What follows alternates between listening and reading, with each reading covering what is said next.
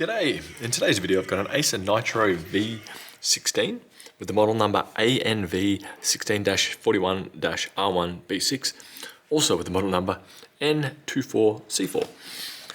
I believe this is the AMD variety of processor, and it does support Type-C charging, as I've discovered for this one. I don't know if it supports full power, but I've just been charging it up to do a reinstall. And then while we're here, I'm going to open it up and see what components we have and what can be upgraded and changed. Right now I'm just using a standard Phillips head screwdriver to get in here, and that's getting in there just fine. I believe this one also may have a NVIDIA 4050 or 4060 installed in here.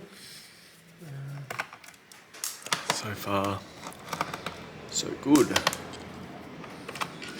Go. Now I'll probably start at the back here. Just pull. No. I'm going to use a small little metal pry tool and see if I can get a corner to lift. And after that, I'll get a guitar pick in there and hopefully pop it like that.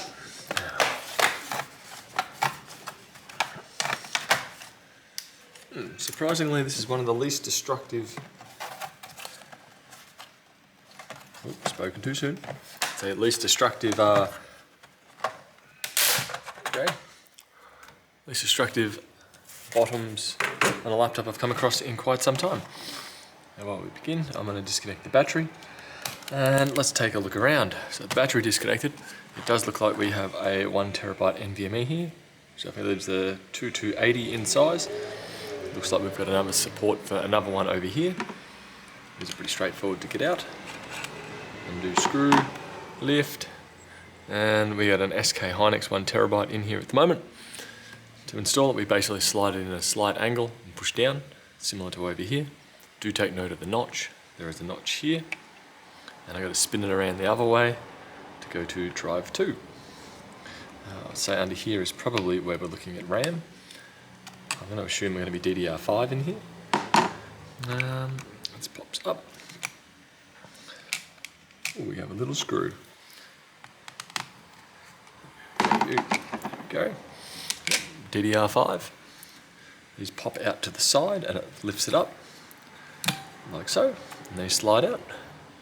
Currently have a single stick of 16 gig, 5600 megahertz.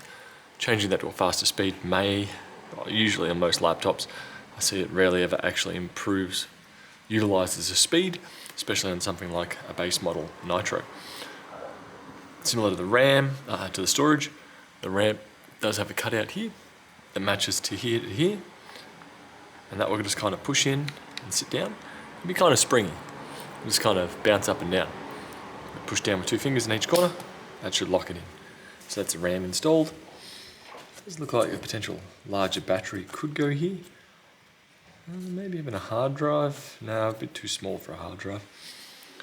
Now regarding this, there is a couple of metal tabs on the sides for it to hold into.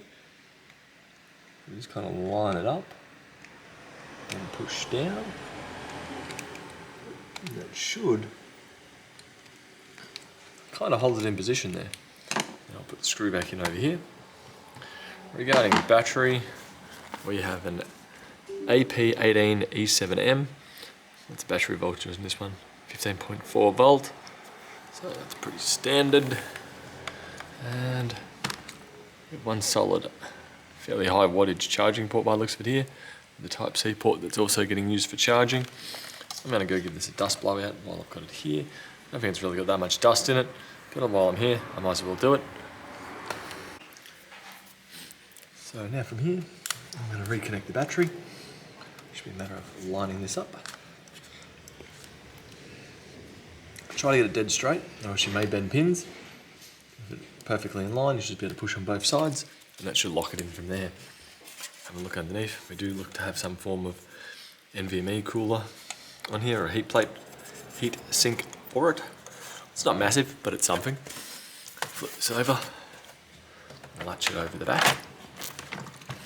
Push down, fold it down. There we go. And now it's a matter of putting all these back in. So I'm going to proceed to do that, and I'll catch you guys later. Bye.